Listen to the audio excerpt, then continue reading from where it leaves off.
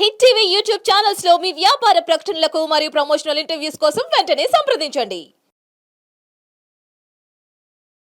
ప్రేమించి పెళ్లి చేసుకున్న నన్ను కాదని వేరొక వ్యక్తితో సంబంధం పెట్టుకొని నన్ను మోసం చేసింది అని అంటున్నాడు వరుణ్. అసలు తనకు వచ్చినటువంటి కష్టం ఏంటో తన్ని అడిగి తెలుసుకుందాం. మరి ఈ కార్యక్రమంలో మనతో పాటు ఉన్నారు ప్రముఖ హైకోర్టు అడ్వకేట్ రమ్యాకుల గారు. నమస్తే మేడం. నమస్తే అండి. ప్రముఖ సైకియాట్రిస్ట్ డాక్టర్ కళ్యాణ్ చక్రవర్తి గారు. నమస్తే సార్. వరుణ్ అనే వ్యక్తి ఒక చిన్న సమస్యతో ఇక్కడి వరకు వచ్చారండి. ఎలాంటి న్యాయం కావాలని కోరుకుంటున్నాడో అతన్ని అడిగి తెలుసుకుందాం. నమస్తే అండి వరుణ్ గారు. నమస్తే మేడం. ఎక్కడి నుంచి వస్తున్నారు? Film Nagar madam. Film Nagar నుంచి వస్తున్నారు, చెప్పండి. మేము గుంటూరులో ఉండేవాళ్ళం. 2 సంవత్సరాల నుంచి మేము లవ్ చేసుకున్నాం. ఓకే 1 సంవత్సరం మ్యారేజ్ అయింది. Okay 2 years love. సో సంవత్సరం క్రితం పెళ్లి సంవత్సరం క్రితం పెళ్లి చేసుకున్నాం. మా లైఫ్ బాగానే ఉండేది. సంవత్సరం నుంచి అలా బాగానే ఉండేది, కానీ తనకి ఒకరోజు మెసేజ్లు రావడం, ఇలా ఫోన్లు రావడం, మాట్లాడితే పుట్టింటికి వెళ్ళడం, ఇలా జరుగుతూ ఉండేది. ఇదేంటి మీ ఇద్దరు వర్కింగ్ గా? తను మీకు ఎక్కడ పరిచయం? తను మా కాలేజ్ పరిచయం. ఓకే తను వర్కింగ్ హౌస్ వైఫా? House wife. హౌస్ వైఫే. సో మీరు రెగ్యులర్ గా వర్క్ కి వెళ్ళేసి వస్తూ ఉంటారు, తనకు మాత్రం మెసేజెస్ ఇవన్నీ వస్తూ ఉన్నాయి. అవును. అయితే ఏం జరిగింది నెక్స్ట్? నాకు ఒక రోజు అనుమానం వచ్చింది మేడం. అనుమానం వచ్చిందని ఆఫీస్ నుంచి త్వరగా ఇంటికి వచ్చాను. ఇంటికి వచ్చినప్పుడు తన ఫోన్లో ఎవరితోనో మాట్లాడుతుంది. విన్నాను, ఇలా నవ్వులు, మూవీకి వెళ్దాం అది ఇది అని మాట్లాడుతున్నారు. విన్నాను. విని ఆ రోజు ఇంకా సైలెంట్గా అన్నం తిని పడుకున్నాను. ఇంకా విని ఎవరైనా అడగొచ్చు కదా, తప్పేముంది? లేదు, అడగలేదు మేడం. మొత్తం తెలుస్తుందని, ఇంకా ఎవరని తెలుస్తుందని అడగలేదు ఆ రోజు. తర్వాత వేరే అబ్బాయితో మాట్లాడుతుంది అన్నట్టుగా మీకు అర్థమైంది? అర్థమైంది మేడం. అమ్మాయిని కాదు, అవును. ఎందుకంటే సినిమా అంటే అమ్మాయితో కూడా మాట్లాడొచ్చు కదా. అవును మేడం. తర్వాత వారం రోజుల తర్వాత తను ఫ్రెష్ అవుతుంది. నేను అప్పుడు ఆఫీస్ నుంచి వచ్చాను. ఫ్రెష్ అవుతుంది. ఫోన్లో న్యూడ్ కాల్ మాట్లాడుతుంది మేడం. Nude call. మీరు వచ్చిన విషయం ఆవిడకి తెలియదు, బట్ తెలియదు. న్యూడ్ కాల్లో ఉంది. న్యూడ్ కాల్ మాట్లాడుతుంది. నేను బెడ్రూమ్లోకి వచ్చేసరికి నాతో రొమాన్స్ చేయడానికి ట్రై చేసింది, ఫోన్ పక్కన పెట్టి. అసలు నువ్వు వస్తున్నావని ఆవిడకి తెలుసా? తెలియదు మేడం. తెలీదు. మరి అప్పుడు మీరు అడుగుంటారు ఎందుకు ఇట్లా ఉన్నావు అని. అడగలేదు మేడం. రొమాన్స్ చేయడానికి ట్రై చేసింది. ఎందుకున్నావు ఇంట్లో ఖాళీగా న్యూడ్గా ఉండాల్సిన అవసరం ఏముంది? ఫోన్లో మామూలుగా మాట్లాడుతున్నాను, రీల్స్ చేసుకుంటున్నాను అంది మేడం. న్యూడ్ వీడియోలు రీల్సా? ఇంకా నేను బట్టలు వేసుకొని చేయమని విడ్డూరంగా ఉంది. కాదయ్యా, ఇంట్లోకి అమ్మాయి వస్తే నువ్వు అసలు బట్టలు లేకుండా ఎందుకున్నావు అంటే న్యూడ్ వీడియోలు చేస్తున్నానంటే చెంప పగల కొడతాం. సరే, తర్వాత అది వదిలేసి అక్కడికి వదిలేసి నీతో రొమాన్స్ చేయడానికి ట్రై చేసింది మేడం. ఆ రోజు ఇంకా అలా అయింది. ఏటయింది? రొమాన్స్ అయింది సార్. అయ్యిందా? నువ్వు రెడీగా ఉన్నావు. ఇన్ని జరిగినా కూడా నువ్వు రొమాన్స్ చేసావా? సరే చెప్పు. తర్వాత తనకి ప్రెగ్నెన్సీ వచ్చింది సార్. 1 month తర్వాత ప్రెగ్నెన్సీ వచ్చింది. తను నాతో కూడా చెప్పకుండా అబోర్షన్ చేయించుకుంది. ఆ ప్రెగ్నెన్సీ వచ్చిన విషయం కూడా నాకు తెలియదు. ఇప్పుడు ఎలా తెలిసింది? ఇప్పుడు నార్మల్గా నేను తన ఫైల్స్ అవి చూశాను, హాస్పిటల్ ఫైల్స్ అవన్నీ చూడడంతో నాకు ఇంకా అనుమానం వచ్చింది. అడిగావా ఎందుకు అబార్షన్ చేయించుకున్నావు అని చెప్పేసి అడిగారా? అడగలేదు మేడం. ఎందుకు అడగలేదు? అడగలేదు. ఇంకా అడిగితే ఏమన్నా వెళ్ళావా లేకపోతే ఇంకొకటి ఏమన్నానా? అడిగితే బాధపడుతుందని తెలుసుకోవడానికి. అరే ఇంట్లో వాళ్ళకి ఏమైంది, ఎందుకు ఇలా చేస్తున్నారని అడగరా? 2 years నుంచి బాగా లవ్ చేశాను మేడం. తను ఏం చేసినా ఓకేనా? అప్పుడు బాధపడుతుందని అడగలేదు. అది కాదు, నీకు ఇప్పుడు లవ్ చేసినటువంటి అమ్మాయి వేరే వ్యక్తితో న్యూడ్ కాల్స్ మాట్లాడుతుంది. సరే, ఫోన్ కాల్స్ మాట్లాడుతుందో, అమ్మాయితో మాట్లాడుతుందో, అబ్బాయితో మాట్లాడుతుందో క్లారిటీ లేదని అనుకోవచ్చు. నువ్వు అడగలేదు, వేచి ఉందాం చూద్దాం అనుకున్నావు. పబ్లిక్గా నువ్వు కిటికీ తెరిచి చూసేటప్పటికి న్యూడ్ కాల్స్ మాట్లాడుతున్నటువంటి ఆడపిల్ల ఎవరితో మాట్లాడుతుంది అనేటటువంటిది బేసిక్ అడగవా? అడగలేదు సార్. ఎందుకు అడగవు? తను బాధపడుతుందని అడగలేదు. దాని బాధ అన్నారు, చవట అంటారు. నువ్వు అడిగితే వదిలేస్తుందేమో, కేసులు వేస్తుందేమో అని భయపడ్డావా? అర్థమే కావట్లే.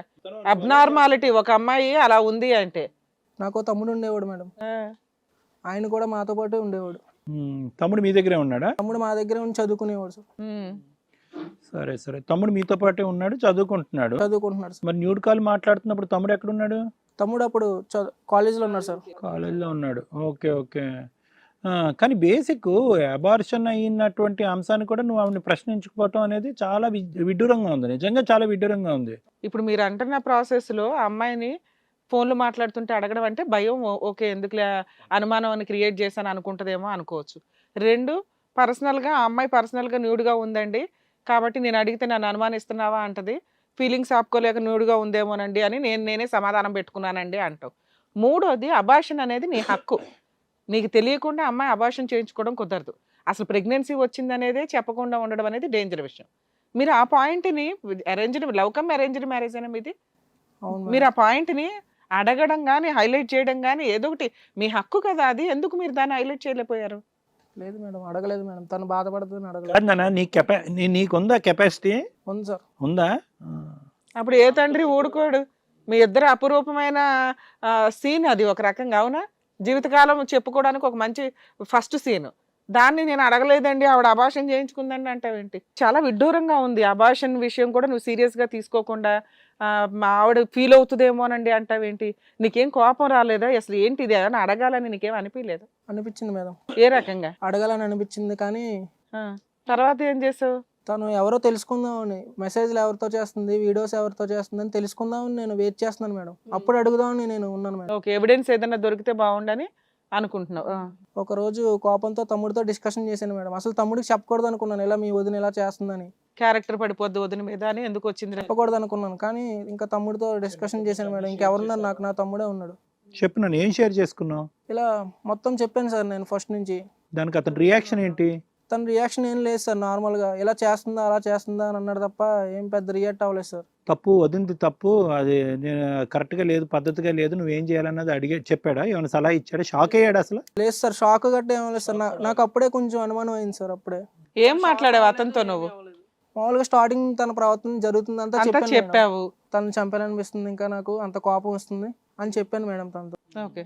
ఆ తర్వాత రోజు తనే నువ్వు నన్ను చంపాలనుకుంటున్నావు అని అడిగింది మేడం. ఈ అమ్మాయా? అవును మేడం. అక్కడ వెలిగిస్తే ఇక్కడ బాంబు ఇక్కడ పేలిందా? అవును సార్. అంతే. ఇంకా అప్పుడు నాకు అనుమానం వచ్చి సెల్ అన్ని చెక్ చేస్తే ఆ డేటు మొత్తం అన్ని వాట్సాప్ మెసేజ్లు ఐ లవ్ యూ.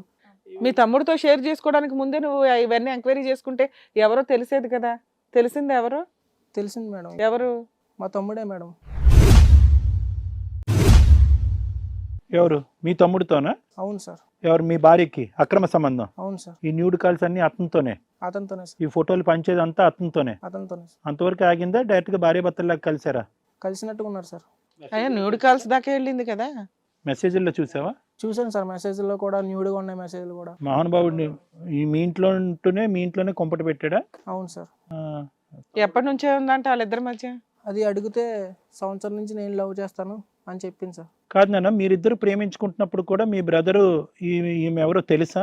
అంటే మీ భార్య గురించి పరిచయం ఉందా వాళ్ళిద్దరికి? Double junior sir. ఎవరు? బ్రదర్. సో సీనియర్ అమ్మాయి తెలుసు సార్. అప్పుడే ఉందేమో రన్నింగ్ స్టోరీ. అవును సార్. నువ్వు బక్రా అయ్యావు, నువ్వు తర్వాత వచ్చావు. నువ్వు ఆడు సీనియర్, నువ్వు జూనియర్. అదే సార్.